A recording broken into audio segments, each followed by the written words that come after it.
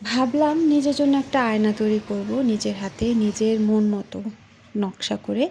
তো যেই ভাবা সেই কাজ। এখানে আমি একটা আয়না নিয়েছি, আয়নার সাথে আমি আয়নাটাকে একটা সাপোর্ট দেওয়ার জন্য একটা বোর্ড নিয়েছি। বোর্ডটা হচ্ছে মাউন্ট বোর্ড, একটু মোটা ধরনের মাউন্ট বোর্ড।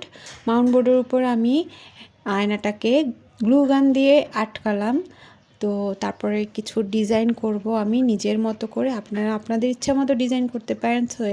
তো এখানে আমি পাটের দড়ি দিয়ে কিছু রাউন্ড রাউন্ড শেপ করার চেষ্টা করলাম, এবং তারপরে আমি এখানে কিছু সহজ নকশা করার চেষ্টা করলাম। কিছুই না, জাস্ট সোজা সোজা করে কয়েকটা দড়ি দিয়ে দিলাম, গ্লুগানের সাহায্যে আটকে দিলাম। এভাবে আমি 4টা পার্ট করে নিব, মানে 4টা ভাগ করে নিব। দেখতে পাচ্ছেন কমপ্লিট।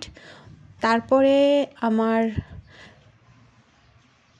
মনে হলো এখানে একটু ফাঁকা ফাঁকা লাগছে, তো এখানে আমি আর একটা রাউন্ড শেপ করে দিলাম। তারপরে আমি 3টা দড়ি একত্রে বেনুনির মতো করে বেঁধে একটা বেনির মতো ডিজাইন করে নিলাম। তারপরে সেটাকেও আমি এখানে গ্লুগানের সাহায্যে আটকে নিলাম। তারপরে এই জায়গাটা একটু ফাঁকা ফাঁকা লাগছিল, তো মনে হলো এখানে কিছু আমার কাছে বোতাম ছিল অনেক আগে থেকে সংগ্রহ করা, সেগুলো আটকে দিলাম আমার মন মতো করে। আপনারা এখানে বোতাম না দিয়ে অন্য কোনো কিছু পার্টের দড়ি দিয়েই কিছু ডিজাইন করে নিতে পারেন।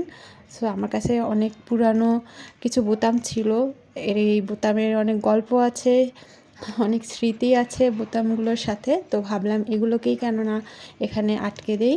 তো যেই ভাবা সেই কাজ। তারপরে এই সাইডগুলো দেখা যাচ্ছিল, তো সাইডগুলোকেও একটু দড়ি দিয়ে ভরার চেষ্টা করলাম, পূরণ করে ফাঁকা জায়গাগুলো পূরণ করার চেষ্টা করলাম। তারপরে পিছন সাইডেও একটু সহজ কিছু ডিজাইন করে দিলাম, একটু গোল গোল রাউন্ড শেপ দেওয়ার চেষ্টা করলাম। এই যে পুরোটা কমপ্লিট। পিছনে একটা হ্যাং করার জন্য, ঝুলিয়ে দেওয়ার জন্য একটা দড়ির মতো দিলাম।